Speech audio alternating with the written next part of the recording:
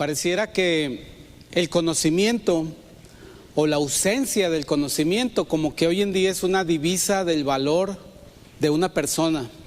Si una persona conoce mucho, vale mucho, y si no conoce mucho, no vale mucho. Y es por eso que hoy en día la ignorancia es como que un defecto, como una deficiencia. Así lo ve el hombre. Y de cierta manera, Pablo le dice a los hermanos en la iglesia de Corinto, por favor busquen en sus Biblias la primera carta de Pablo a la iglesia en Corinto, capítulo 12, versículo 1.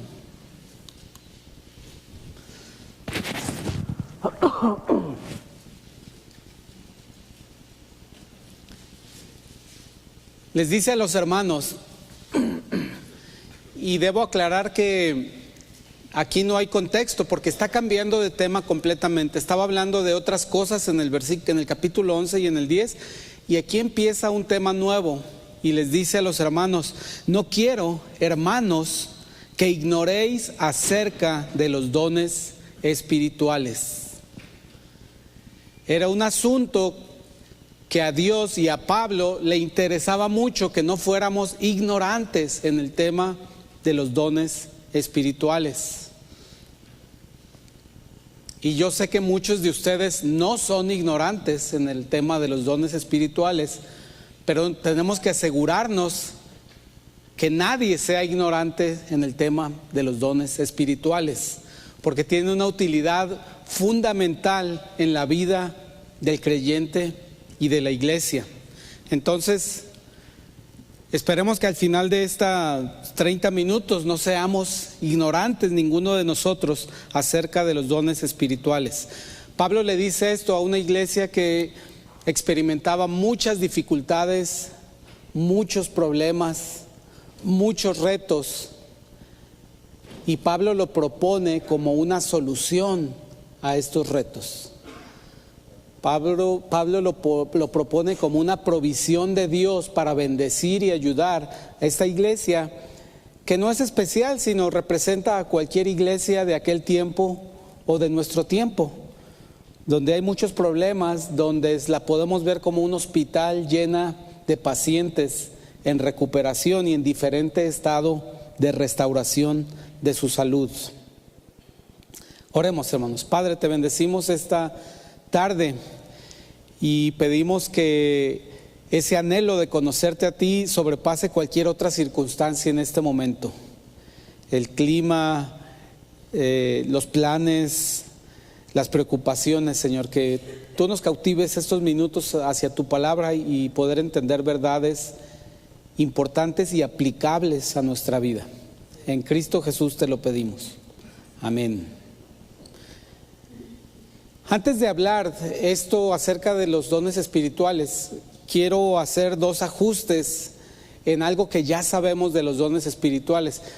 No sé si se acuerdan, los que tienen más de 30 años, se acordarán que las televisiones de antes, las televisiones que usábamos cuando éramos niños, no bastaba con cambiarle de canal a la televisión para que se viera bien, sino que aparte había otro botoncito que se llamaba sintonía fina.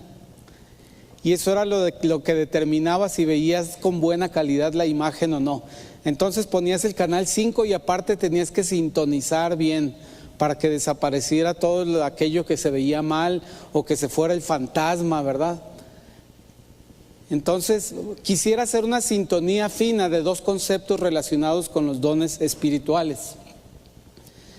En primer lugar, estamos acostumbrados a ver a los dones espirituales como un regalo que el Espíritu Santo nos entrega, y después el Espíritu Santo se desentiende de ese don, de ese regalo. Y así los vemos, son los dones que el Espíritu Santo me dio a mí para utilizarlos. Y pensamos que el Espíritu Santo ya no tiene nada que ver con ellos. Los vemos como habilidades que ahora yo estoy manejando y yo estoy administrando y yo tengo que compartir. Sin embargo, a lo que se refiere, la sintonía que quiero hacer es que estas cosas, estos dones que recibimos los sigue operando el Espíritu Santo, aunque nos los haya dado. El Espíritu Santo es quien realiza la acción de cada vez que utilizamos uno de sus dones. De cada vez que utilizamos estas habilidades, es el Espíritu Santo operando ese regalo. No somos nosotros independientemente del Espíritu Santo. Dice Primera de Corintios capítulo 12, versículo 11. Dice, pero todas estas cosas, refiriéndose a la acción del Espíritu Santo, dice, todas estas cosas las hace uno y el mismo Espíritu, repartiendo a cada uno en particular como Él quiere. Entonces, es decisión, es discreción del Espíritu Santo qué habilidades me da o qué habilidades fortalece en mí que yo ya tenía. Y el Espíritu Santo sigue actuando en mi vida para utilizarlos. No es independiente, no es entregar un regalo y ya me voy, o tú lo administras. El Espíritu Santo sigue administrando. Ese es el primer ajuste que tenemos que hacer en cuanto a nuestra creencia. No somos independientes del Espíritu Santo cuando utilizamos los dones. Y mire qué tan cierto será esto, que los administra el Espíritu, que en este versículo que acabamos de leer, que ignoréis acerca de los dones espirituales, si ustedes vieran la versión en griego, el texto en griego, la palabra dones no está. Solamente dice neumáticos, el Espíritu. Entonces lo que está diciendo Pablo cuando escribió en griego, dijo, no quiero que ignoren acerca del Espíritu. No quiero que ignoren acerca de la acción del Espíritu Santo. Se entiende que habla de los dones espirituales porque los siguientes 3 capítulos habla de los dones espirituales, pero de entrada les dice, no ignoren acerca del neumáticos, del Espíritu de Dios. No ignoren la acción del Espíritu Santo.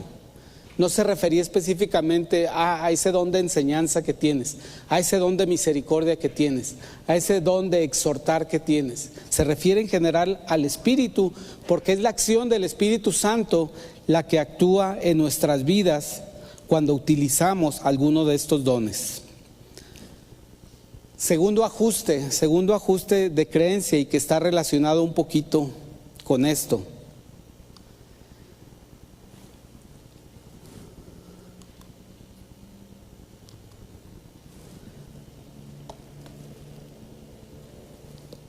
No existe ninguna ganancia espiritual que no sea lograda por el Espíritu Santo.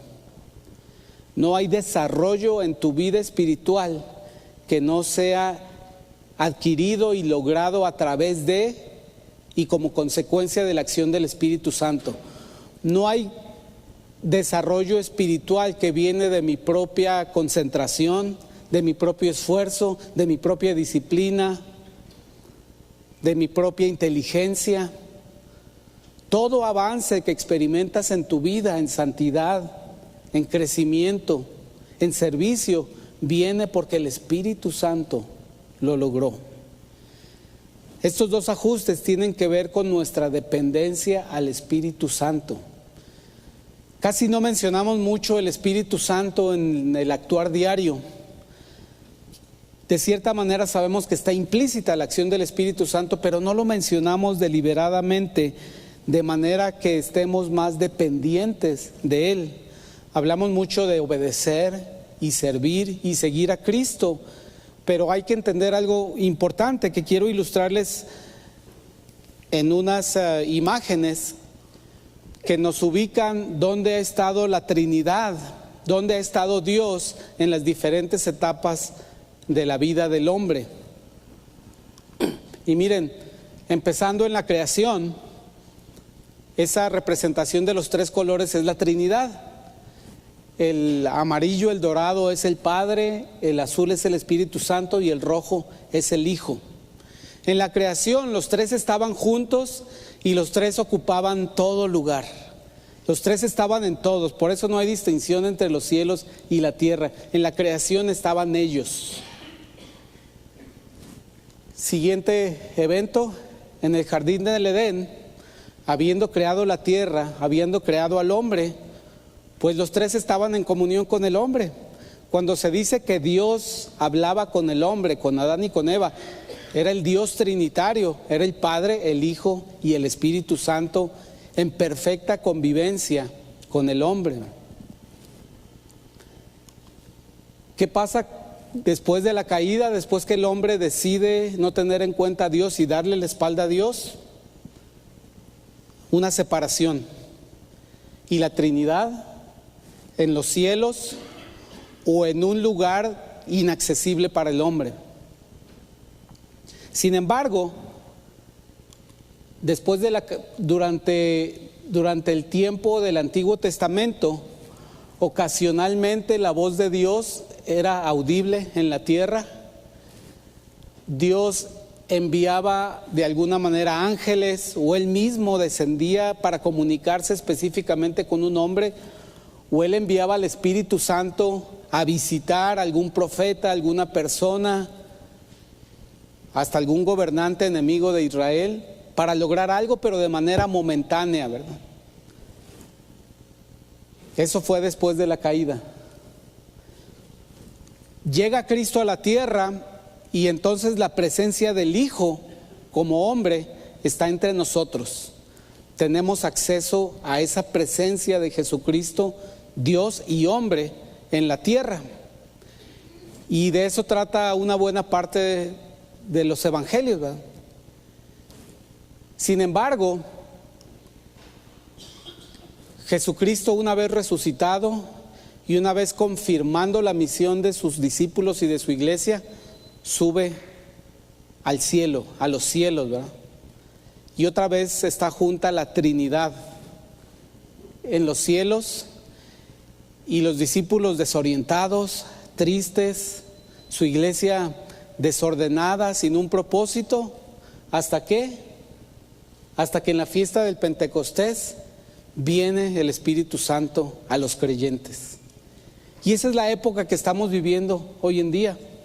No está Cristo aquí, y esto nos causa cierta confusión porque acostumbramos decir: Cristo en mi corazón, Cristo viviendo en mí, Cristo me acompaña, Cristo está conmigo en las necesidades, en el dolor, en los problemas.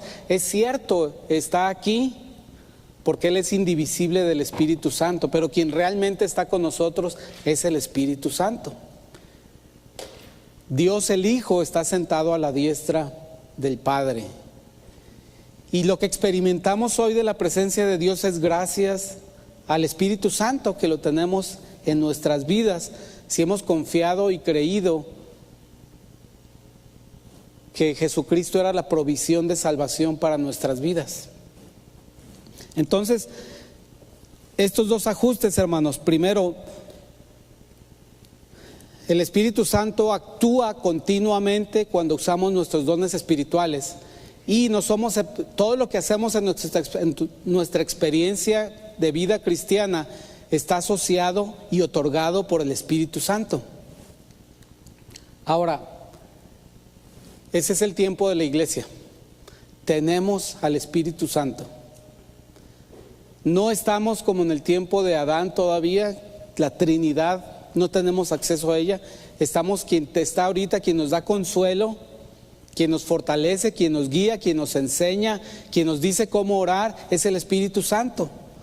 Por eso no podemos ignorar acerca del Espíritu Santo ni de los dones que nos da hoy en día.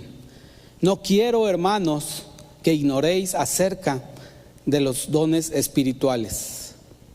Ahora, este pasaje es del primer capítulo 12 de Corintios. Lo más normal para hablar de los dones espirituales es continuar con este capítulo y luego seguir al 13 y seguir el 14, que es donde está la exposición más completa acerca de los dones espirituales. Pero yo prefiero tomar un texto en este momento, que es la primera vez que los dones espirituales se mencionan en el Nuevo Testamento, para enseñarles tres cosas muy rápidamente. Y este texto está en la carta a los Romanos, capítulo 1, versículo 11.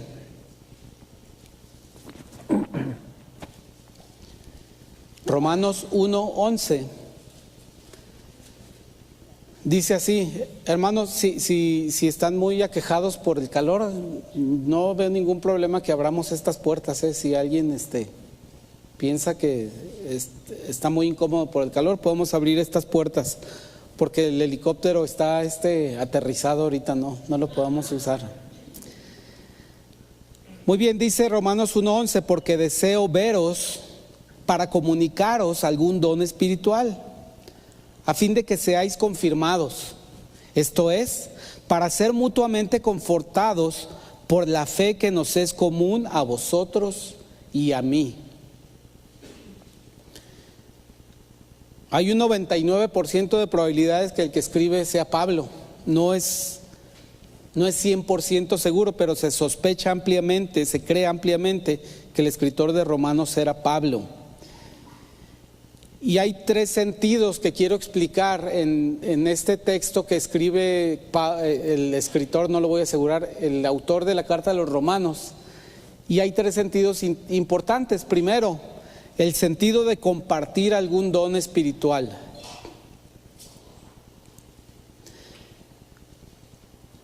Este texto,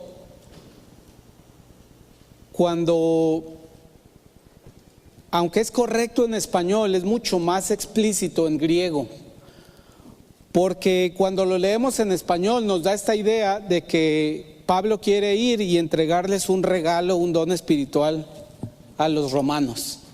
Quiero ir a compartirles unos dones espirituales. Pero ese no es el sentido, porque Pablo no es el Espíritu Santo como para repartir dones espirituales. El sentido más bien que se aprecia en el griego es que Pablo quiere compartir sus dones espirituales con los romanos y ser partícipe, y que los romanos compartan sus dones espirituales con él. Es decir, que Pablo, el apóstol que escribe, quiere beneficiar a los romanos con sus dones espirituales, y dice, para gozarnos juntamente, para ser mutuamente confortados, es decir, también recibir de los romanos algún don espiritual. Y esto hace una gran diferencia, porque nos habla de que Pablo no solamente iba a dar algo, sino que iba a haber un intercambio en esa visita. Y es importante que siempre que hablemos de los dones espirituales pensemos en intercambio de bendición, intercambio de ayuda, intercambio de apoyo. No es algo que se da unidireccionalmente desde el púlpito, desde el salón de consejería, desde el salón donde se enseña, sino que los dones espirituales tienen que ver con intercambio de bendición y de compartir bendición y de ser mutuamente confortados en dos direcciones. Y la gran ventaja aquí es que cambio en dos direcciones puede ser entre todos los miembros de una congregación, entre todos los creyentes de una congregación. Es decir, que no hay alguien que no cumpla el requisito de no poder confortar juntamente a otro con sus dones espirituales.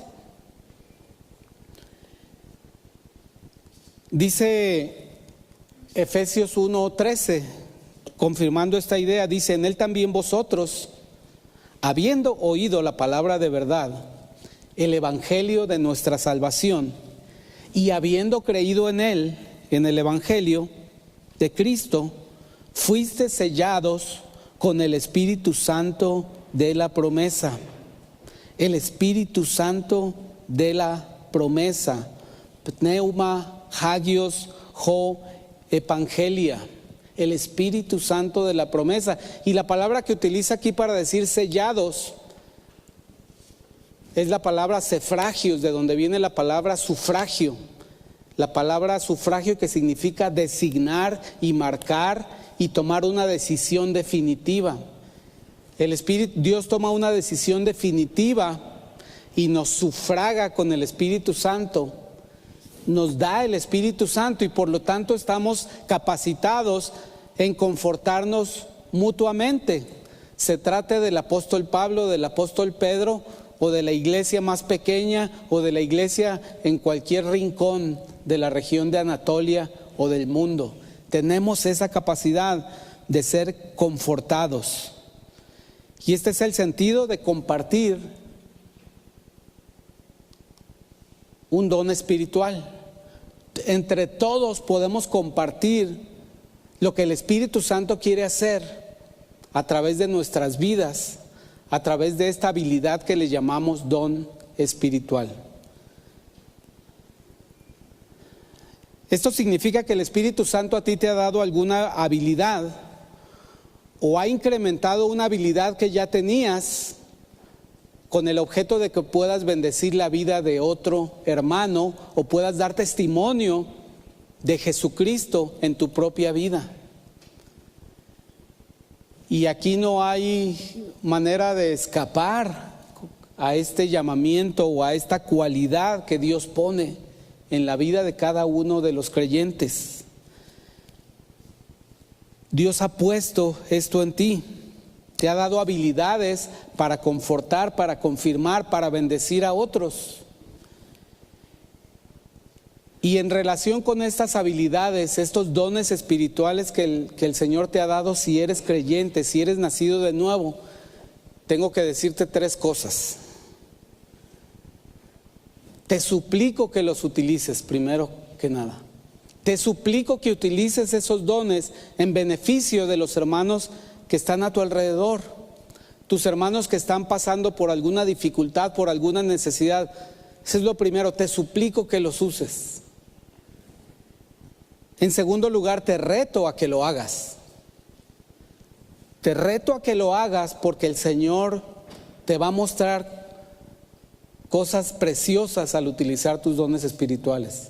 El Señor te va a confirmar y te va a dar un sentido de propósito cumplido cuando tú utilices esa provisión del Espíritu Santo para bendecir a otros. Y en tercer lugar, te lo ordeno que los utilices. Por la autoridad que tenemos los pastores, te ordeno, hermano, que utilices esos dones en beneficio de los que están a tu alrededor. Porque el Señor no quiere que seamos ignorantes y el Señor quiere que utilicemos la provisión de lo único que nos queda aquí, que es el Espíritu Santo. Que el Señor lo prometió, Jesús lo prometió, yo me voy, pero viene alguien que les dará consuelo a ustedes y Él los guiará a toda verdad.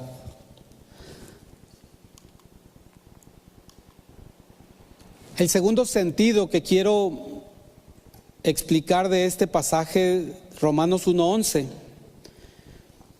Lo repito porque deseo veros, dice el apóstol, para comunicaros algún don espiritual a fin de que seas confirmado.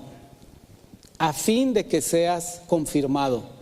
La primer propósito por el que Pablo quiere que haya este intercambio del uso de los dones espirituales. El apóstol desea que mediante la acción de los dones espirituales los creyentes sean confirmados. Pero tenemos que explicar qué significa ser confirmados de una manera bíblica. Porque el sentido en el español moderno es muy sencillo. Oye, confírmame si nos vamos a ver a las 4. Sí, sí voy a estar. Eso es una confirmación. O si vemos el aspecto cultural, tradicional y religioso, la confirmación es una ceremonia, un ritual religioso al que se espera que seamos sometidos a cierta edad si tenemos la religión nacional, que es el catolicismo, ¿verdad? Ese antecedente tenemos de confirmación, un acto relativamente superficial. Pero sin embargo, cuando Pablo decía que teníamos que estar confirmados, no era solamente la validación verbal. Oye, ve a confirmar a los hermanos, Timoteo.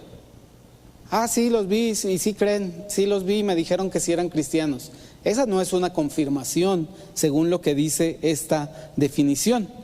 De hecho, dice en Primera de Tesalonicenses 3:2, precisamente Pablo habla de enviar a Timoteo y dice: y enviamos a Timoteo, nuestro hermano, servidor de Dios y colaborador nuestro en el Evangelio de Cristo, para confirmaros y exhortaros respecto a vuestra fe. Entonces, lo que Pablo hizo enviando a Timoteo también es lo que logra el Espíritu Santo, confirmarnos.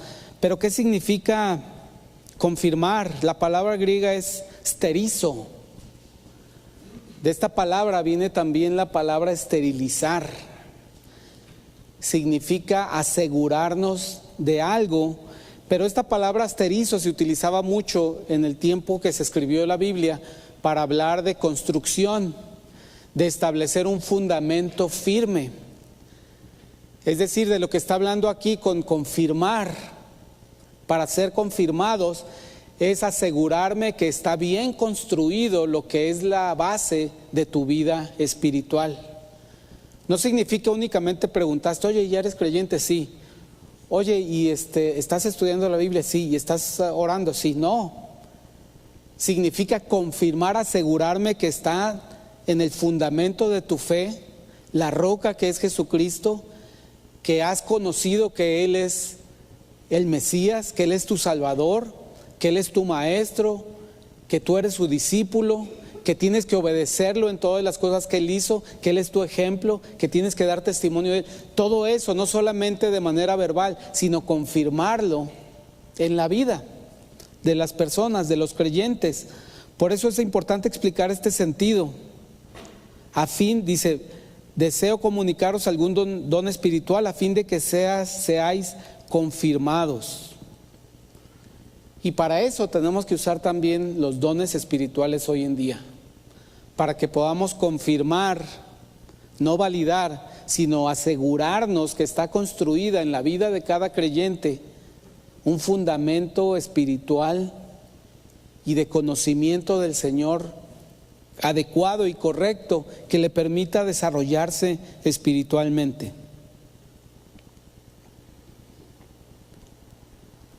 En tercer lugar, hay otro sentido en este pasaje en el que Pablo dice, esto es, en el versículo 12, Romanos 1, para ser mutuamente confortados por la fe que nos es común a vosotros y a mí, ser mutuamente confortados. En otros pasajes se habla de ser mutuamente, de ser consolados, pero también aquí tenemos que explicar un poquito más qué significa ser consolado y ser confortado, porque también esos términos en el español actual como que denotan acciones simples, denotan acciones sencillas. Déjenme, les doy un ejemplo. Hoy en día utilizamos el concepto de consolar para describir, por ejemplo, digamos que ahorita viene un niño de allá de la clase y se cayó por las escaleras y se lastimó la rodilla y trae sangre. Entonces el niño viene y yo lo tengo que consolar. Entonces, si yo logro que deje de llorar, ya mi hijo, ya lo consolé. Ese es el consuelo que buscamos. Estaba llorando, ya dejó de llorar. Pero en el tiempo bíblico, hablar de consuelo y en el contexto de la acción del Espíritu Santo, consolar significaba que viene un niño con la misma situación y yo lo animo para que deje de llorar, le curo su herida, se la lavo, le pongo un curita, le digo que regrese a su clase, le digo que tenga más cuidado para bajar las escaleras. Le pregunto, ¿cómo le vas a hacer ahora para bajar las escaleras? Por el pasamanos o me voy a ir agarrando de la pared. Ese es el sentido bíblico del consuelo. No solamente que estabas llorando y ya te quité el llanto.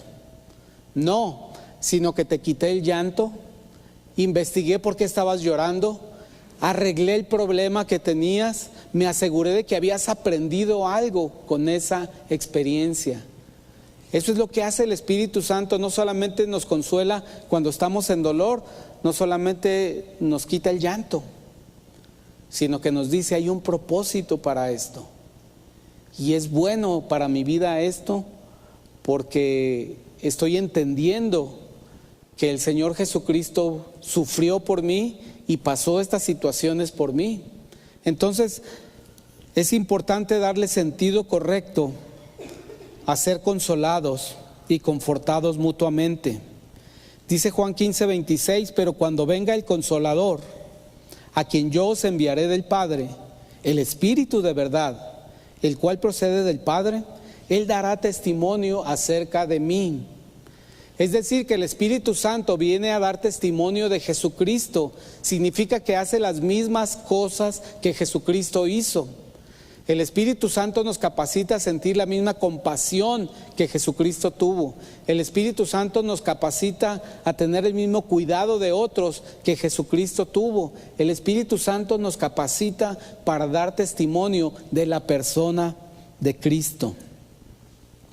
Entonces, hermanos, el autor de la carta a los romanos quiere visitarles a los hermanos en Roma para compartirles de sus dones espirituales, no para compartirles un consuelo que nomás quita el desánimo, no para compartirles un consuelo que nomás elimina la tristeza, no para compartir con ellos un consuelo que nada más atenúa el dolor, sino lo que quiere hacerlos para impartir, quiere consolarlos de una manera que les imparte ánimo, que les imparte fortaleza, que les imparte gozo, algo que no existía antes.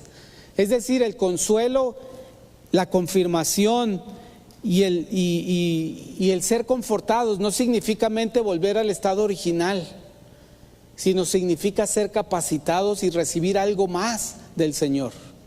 El Espíritu Santo no solamente nos va a quitar la tristeza en medio de un problema, de una crisis, sino que nos va a dar fortaleza y ánimo y gozo. Pero para eso es necesario que el Espíritu Santo se manifieste, si no directamente en mi vida, a través del don espiritual de otro hermano que está a mi alrededor. Eso es muy importante. Y no debemos ignorar esto de los dones espirituales. Tienen que estar continuamente siendo utilizados. Y esto nos lleva al cuarto y último punto.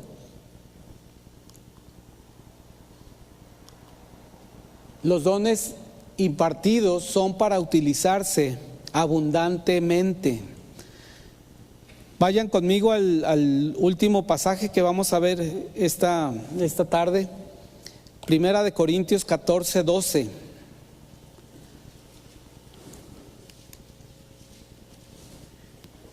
Así también vosotros, pues que anheláis dones espirituales, procurad abundar en ellos para edificación de la iglesia. Como hombres estamos acostumbrados a administrar los recursos, a decir: no puedo utilizar esto de mi fondo de ahorro porque necesito pensar en el futuro. No puedo donar mi sangre a cualquier persona que me pide en WhatsApp o Facebook, porque tengo que cuidarme de poder donar cuando un familiar o alguien muy cercano la necesite. Así pensamos, administramos un recurso escaso. Pero esto que nos dice aquí la palabra, no estamos hablando de un recurso escaso. Estamos hablando del poder y la abundancia y la plenitud del Espíritu Santo, y nos dice que lo utilicemos en abundancia, que lo utilicemos en abundancia entre nosotros. No se va a acabar, no se va a desgastar, no se va a mermar, no va a perder el brillo, la acción del Espíritu Santo cuando la usemos entre nosotros. Ahora, fortalecer a alguien, afirmar a alguien, confortar a alguien, edificar la vida de otra persona a través de tus dones espirituales, significa básicamente ayudarle a que su fe no se debilite. Significa que si nosotros vemos que alguno de nosotros, algún hermano está pasando por una situación que puede debilitar su fe, que puede dañar el fundamento que tiene de su fe, ahí es la oportunidad de que actúe la acción del Espíritu Santo a través de los dones que le ha dado a todos los creyentes. ¿Ves a alguien a tu alrededor, hermano, que esté pasando una situación de desánimo, de dificultad, de reto, de pérdida, de parálisis en su vida espiritual, en su vida emocional? ¿Ves a alguien triste, decaído, o simplemente que no se orienta en la vida para seguir adelante? Pues esa es la oportunidad de actuar, de utilizar los dones, y ni siquiera tienes que investigar cuál es el don que tú tienes, porque si puedes identificar y ver esa necesidad, significa que puedes actuar y puedes compartir un don espiritual con esa persona. Cuando vemos una persona así, cuando somos testigos de la necesidad en la vida de otro hermano, de otra persona, tenemos dos opciones. La opción sencilla de encontrar una explicación a lo que le está pasando al hermano. Es que el hermano es su culpa, ¿por qué está así? Él tomó malas decisiones, es que no está previendo, él no pudo prever que eso le iba a pasar y iba encaminando derechito a eso. Y le damos lugar a la especulación, a la crítica, al descrédito de ese hermano. Es muy fácil hacer eso.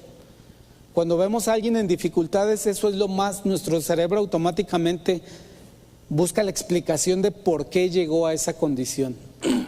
Yo le dije, yo le advertí. Pero el camino difícil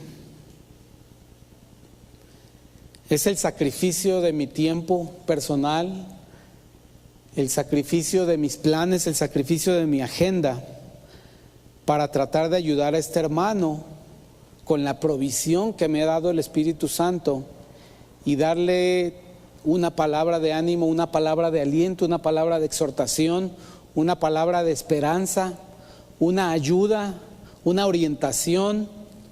Muchas formas, dice la palabra que hay hasta 28 dones espirituales que puede utilizar para bendecir a un hermano que está pasando por necesidad. En el mundo, en las personas que encontramos a cada momento, hay muchas habilidades, porque también hay gente fuera de la iglesia que puede ayudar. Sin embargo, son habilidades que no son espirituales, porque no obran ni por medio de la fe, ni obran para fortalecer la fe de la persona. Esta manera de ayudar y de bendecir a otros es especial dentro de la iglesia. No hay comparación fuera de la iglesia. Y hermanos, esta es mi exhortación para ustedes, que el Señor nos ha dado recursos ilimitados en riquezas espirituales en Cristo Jesús a través del Espíritu Santo, y les reto a que las utilicemos. Les reto a que no se queden contenidas en mi persona, que no se queden contenidas en intenciones, porque yo veo que sí hay una gran intencionalidad para bendecir a otros, pero lo que el Señor quiere es que andemos esas buenas obras para bendecirle.